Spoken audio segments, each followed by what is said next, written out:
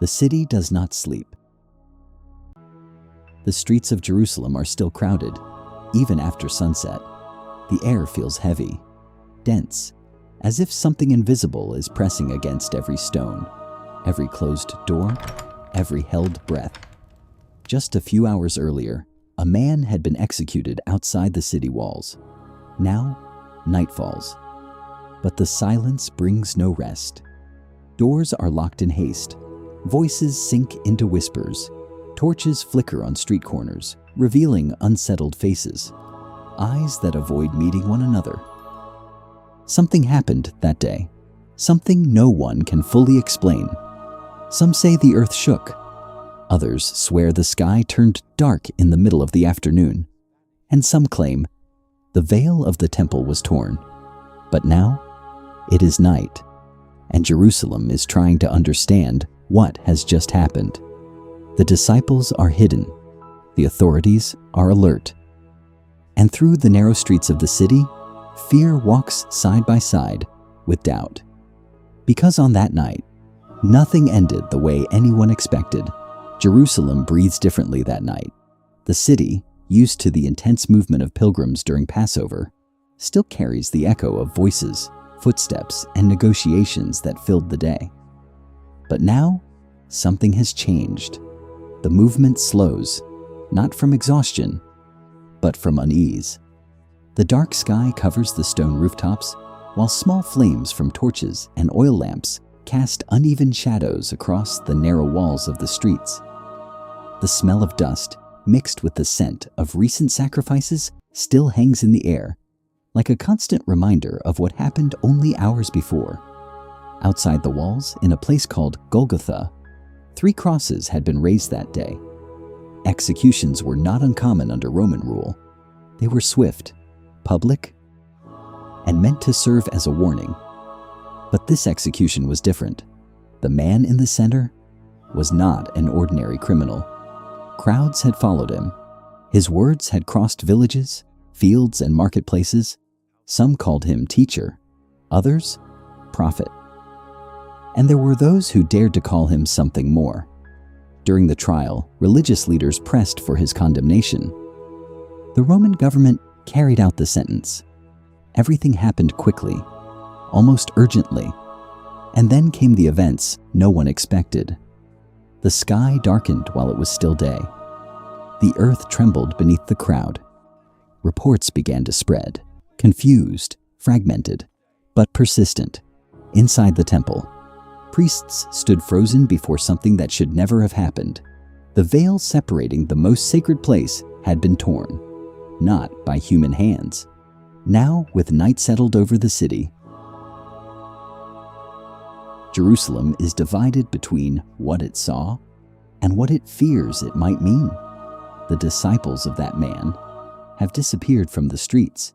Many are hiding. Others have fled. The authorities, on the other hand, remain alert. To them, the execution was supposed to put an end to any movement connected to his name. But it did not, because the city is still reacting. Behind closed doors, small groups speak in low voices, trying to piece together the events of the day. No one has all the answers, and perhaps no one is ready for them. This is not just another night in Jerusalem. It is a night of transition. A night when fear mixes with expectation, and silence hides questions that have not yet been spoken aloud. Because while the city tries to rest, something is still in motion, and no one there can ignore that feeling. The streets of Jerusalem, now buried in darkness, reveal a city suspended between shock and uncertainty. During the day, the constant sound of footsteps, voices, and trade filled every space. But at night, the silence is not natural. It is broken by quick movements, doors being shut, locks being carefully secured. Passover had gathered thousands of people in the city. Pilgrims from different regions still fill homes, courtyards, and inns. Many did not witness the execution directly, but they heard about it, and what they heard does not sound ordinary. In small areas lit by oil lamps, groups begin to form. Men leaning forward speaking quietly, Women watching, trying to understand. No one speaks too loudly, as if they fear being overheard. The name of that man circulates, but rarely in a clear voice. Some say he performed healings. Others mention signs, stories that once sounded impossible, but now carry more weight after what happened that day. But there is also suspicion. Not everyone believed in him. For many, his death was simply the inevitable end of someone who challenged both religious leaders and Roman order. A predictable fate, even a necessary one. Still, something does not fit. The reports of the sky darkening in the middle of the afternoon keep repeating. People from different parts of the city describe the same thing, as if a shadow had crossed over everything. And then, the tremor. Some felt it clearly. Others only heard about it, but it was enough to create unrest. Jerusalem is used to stories, rumors, interpretations. But on that night, the reports carry a different weight, an insistence hard to ignore. Meanwhile, farther from the busiest areas, some followers of that man remain hidden. They are not gathered in public squares. They are not preaching. They are not visible. They are silent. Inside a simple house, with the doors tightly shut, a small group stays together. The oil lamps partially light their faces, tense, exhausted, still trying to process what they saw. Some cannot speak. Others repeat the events of the last few hours in low voices, as if rearranging the memory might somehow bring meaning. The sound of footsteps outside makes everyone fall silent at once. The tension is constant. They know the man they followed was executed as a criminal, and that puts them at risk. The fear is not only emotional, it is real. Among them, there are questions no one can answer. If he truly was who he said he was, how could this have happened? If everything ended there, what are they supposed to do now? And perhaps the most unsettling question of all, what if it did not end? On the other side of the city, near the temple, movement has not completely stopped either. Some priests are still awake. The news about the torn veil first spread among them, and quickly took on a tone of concern. It was not just a structural detail. It was symbolic, too profound to ignore. Experienced men, used to rituals and clearly defined rules, now discuss something they cannot control and cannot easily explain. The structure of the temple represents order, separation, hierarchy. And somehow, on that day, something broke through that order. The night moves on. The wind passes through the narrow streets, lifting small particles of dust that gather in the corners of houses.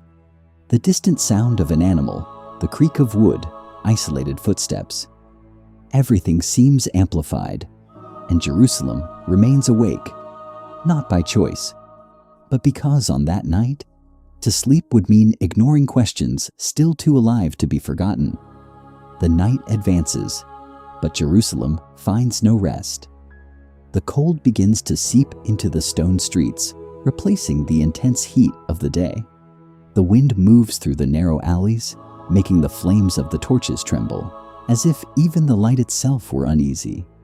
Inside the homes where pilgrims are staying, exhaustion is visible, but sleep does not come easily.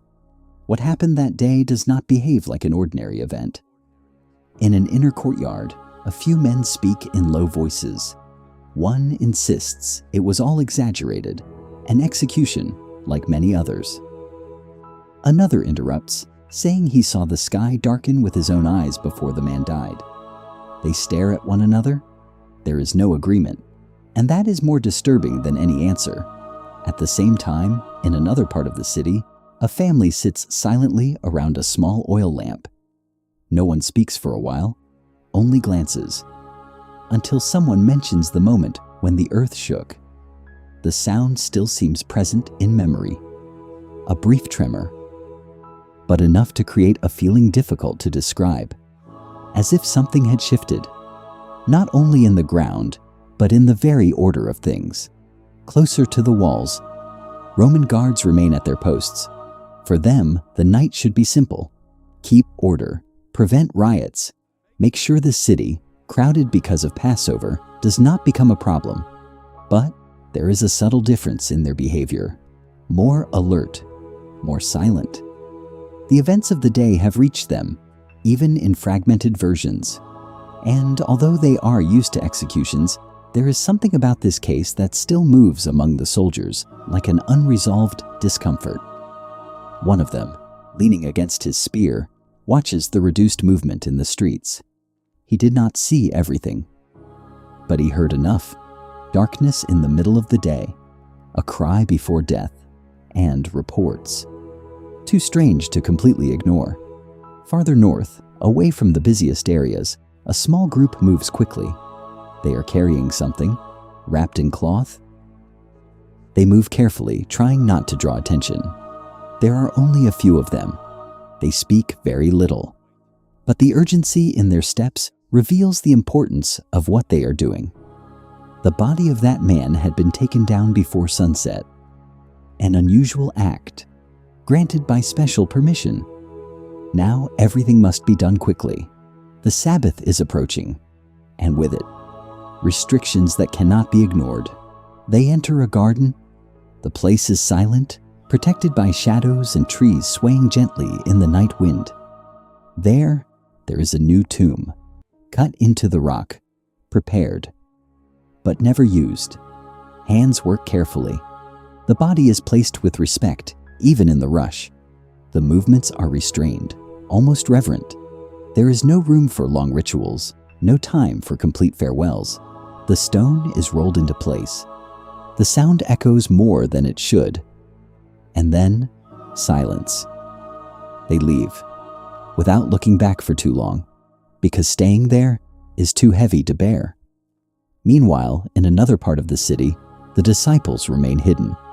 Time feels different inside that closed space, slower, heavier.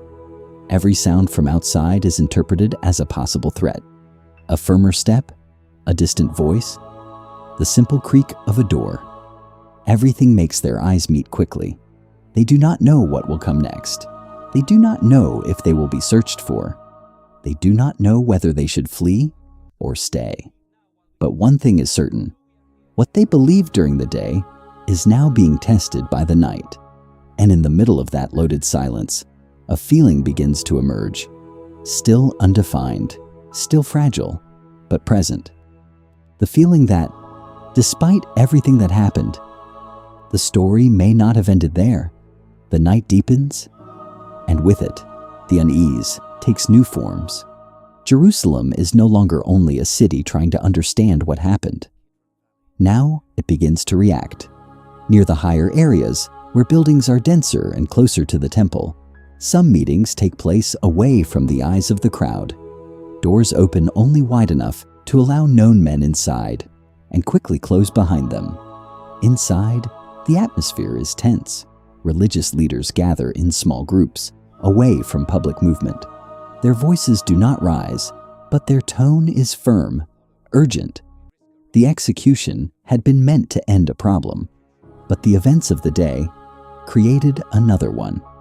The reports keep coming, not only from the people, but from those connected to the temple itself.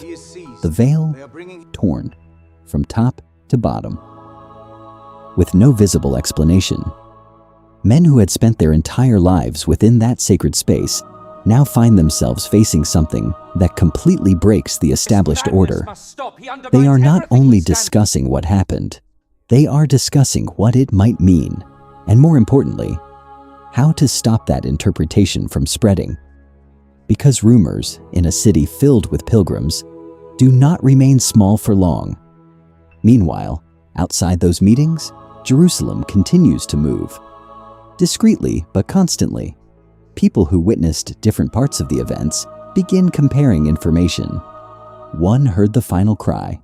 Another saw the sky grow dark. Another felt the tremor clearly. Separately, they are only reports. But together, they begin to form something more solid, something harder to ignore. In the narrow streets near the markets, Even with activity ended, people are still present. Merchants rearrange goods, more out of habit than necessity. But their eyes are not on the work. They are attentive, listening, absorbing every new version that appears. Because on that night, information is worth more than any trade. Farther south, in a simple house, the disciples remain gathered. The atmosphere is different now. The initial silence begins to give way to conversations, cautious, fragmented, but inevitable. One speaks about the moment of the arrest. Another remembers the words spoken during the last meeting they had with him. He knew what was coming. But there is also memory. And slowly, those memories begin to connect. Some begin to wonder whether all of this had already been foretold. But the idea seems too distant, almost impossible to fully accept in that moment, because reality is still too concrete. They saw the execution, they saw the body, they felt the end. And still, something does not fit. At one point, one of them stands and walks to the door. He presses his ear against the wood. Silence outside. Even so, he does not open it. Safety is inside, not out there. But the confinement also weighs on them. The air feels denser. The oil lamp consumes the last of what remains, and time keeps passing, slowly, steadily, inevitably. Meanwhile, outside the walls, the place of execution is empty. The wind moves through the space where the crosses had stood. The ground still carries recent marks, footprints, traces of movement, remnants of a crowd that only hours earlier had watched, reacted, judged. Now everything is quiet, but not forgotten, because in Jerusalem, on that night, what happened during the day continues to echo, and the more time passes, the harder it becomes to treat it as just another event. The night is already advanced when a new layer of unease settles over Jerusalem. It is no longer only about what happened, it is about what might happen next.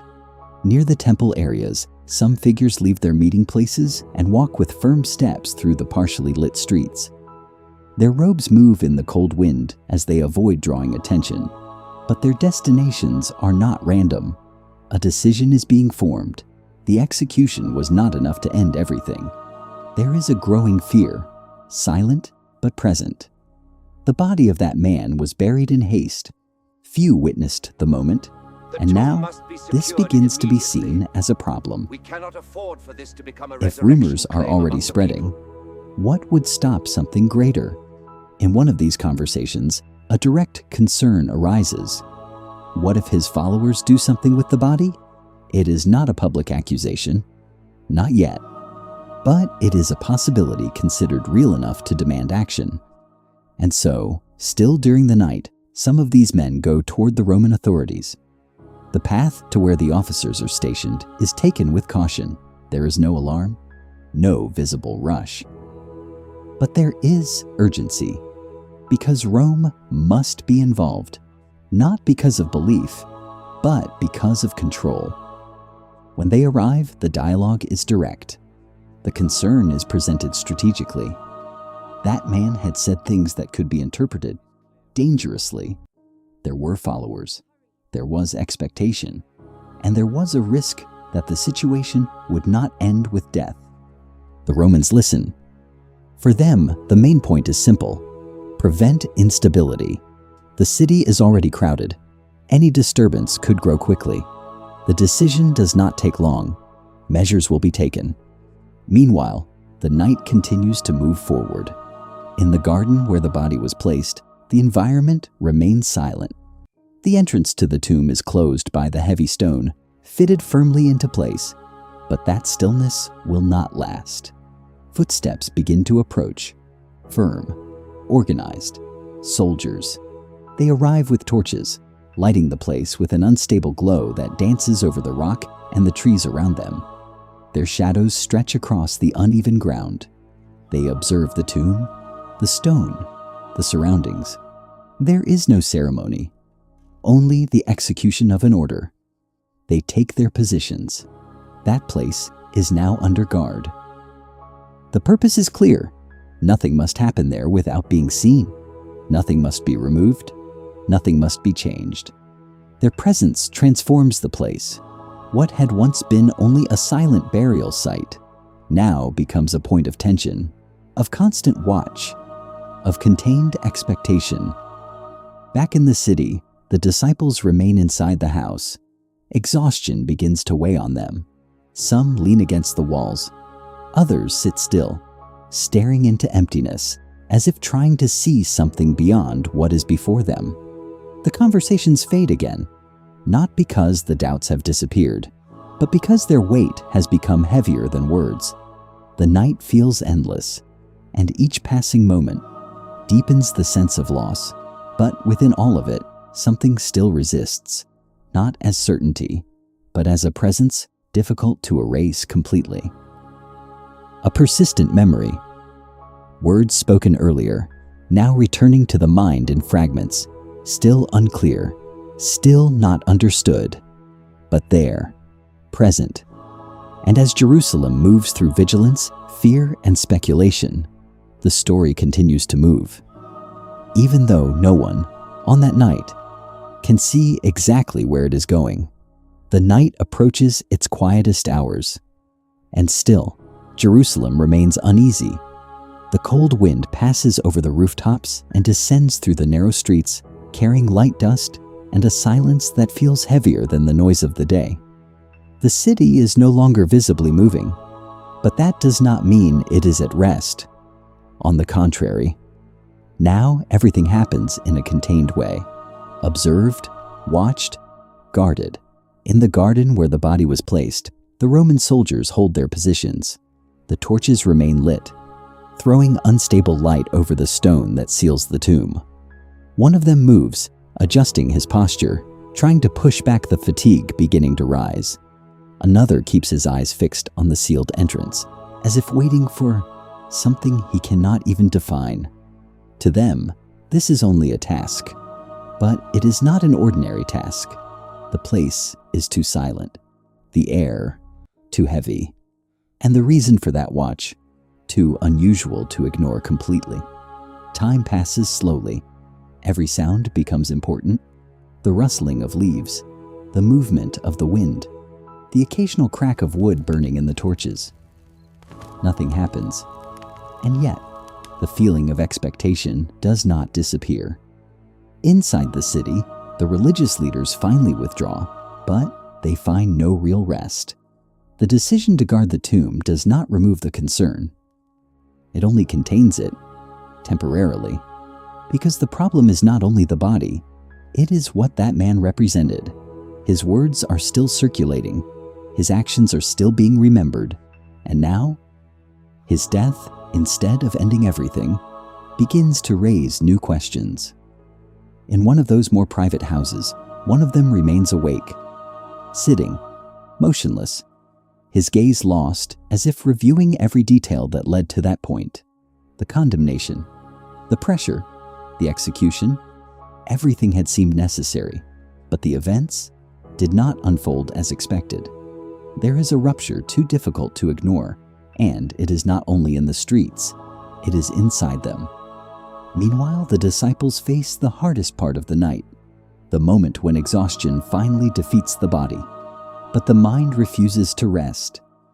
Some fall asleep for brief moments, only to wake again soon after, as if the silence around them is too uncomfortable. Others remain awake, staring at the weak light of the oil lamp, now nearly gone.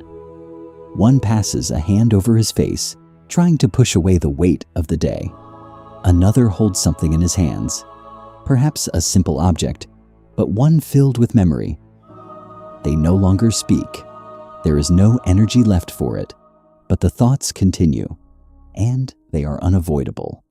The final words, the look, the last moment, everything returns again and again, and in the middle of those memories, fragments of something else begin to appear. Promises, statements that, in the past, were hard to understand, and now seem even more distant. But they do not vanish. They remain there, like pieces of something greater, not yet fully joined together. The early morning moves on. Jerusalem finally seems to sink into a deeper silence, but it is not a silence of peace. It is a silence of waiting. In the garden, the soldiers remain. In the city, the doors stay closed, and within every group, whether followers, authorities, or ordinary inhabitants, there is a shared feeling. Something was interrupted, but not completed, and that incompleteness is what makes that night so difficult to cross. Because while everything suggests that the end has already happened, there is a silent presence insisting otherwise. The first hours before dawn arrive, slowly, almost imperceptibly. The sky is still dark, but it is no longer the same darkness of deep night. There is a subtle shift in the air, as if the world is preparing itself.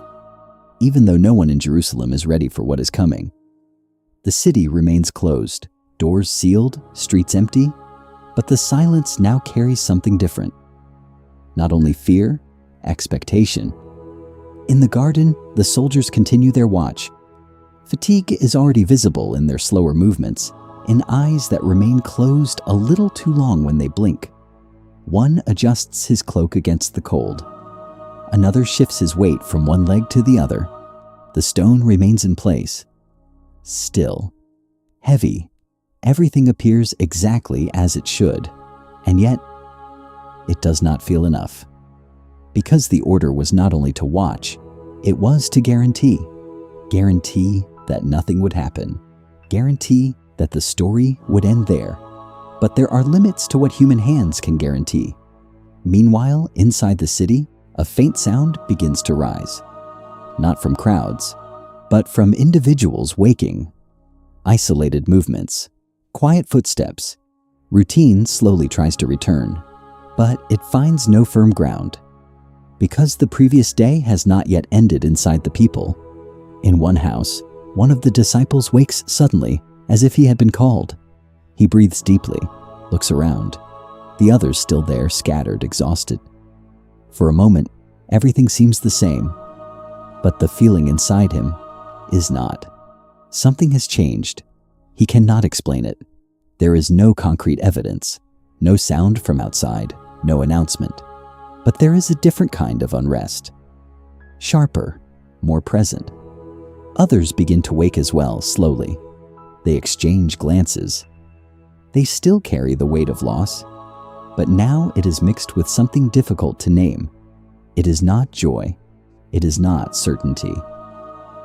But it is not the same despair of the night before either. It is as if something is about to break open, but remains hidden. Nearby, in another part of the city, some women also wake before full dawn. They move in silence. They gather what they need. Their faces show determination, despite the clear exhaustion. They were not among those who completely fled. They saw, they followed, and now they return. The destination is the same garden, the same tomb.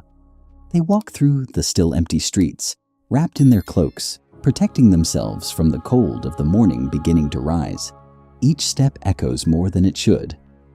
But they continue, because something must be done. Something was left unfinished. In the garden, the soldiers remain, unaware that the time of their watch is reaching its limit. The sky begins to lighten slowly on the horizon.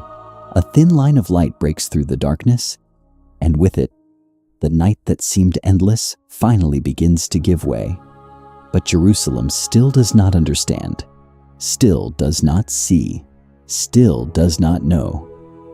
That everything that night carried was not the end. It was only the silence before something that would change everything. Jerusalem wakes, but not like any other morning. The daylight begins to touch the stone rooftops, slowly slipping down the narrow walls and reaching the streets that only hours before had been buried in silence and tension. The first sounds emerge: footsteps, doors opening, low voices returning to routine. But nothing is truly as it was before. The city carries the night with it. Every person who wakes also carries the questions that were never answered. What happened that day did not remain in the past. It crossed the night and arrived intact with the morning. The man who was executed is still present, not physically, not in the streets, not among the crowds, but in everyone's mind, in the reports still circulating, in the conversations that continue, in the doubts that do not fade. For the authorities, control is still necessary. Order must be maintained. Narratives must be contained. The tomb is guarded. The watch has been set. But even so, something escapes, because there are events that cannot be sealed by human decisions alone. For the disciples, the morning does not bring immediate relief. Fear still exists. The loss is still real. But now, it is no longer as absolute as it seemed during the night. A silent transition is happening within them. Something begins to move, first almost imperceptibly. A memory, a word, a promise. Small fragments that, until then, seemed disconnected, slowly begin to search for meaning. And even without clear answers, the feeling that everything has ended no longer holds with the same strength. The city continues its rhythm. The markets will open again. The roads will be walked again. Life will go on. But that night will not be forgotten, because it was not merely the end of a man. It was the exact point where history seemed to stop, only to prepare in silence something greater. Jerusalem still does not understand, still does not see, still does not know. But what began that night will not remain hidden for long, and what seemed sealed in darkness is about to be revealed in the light.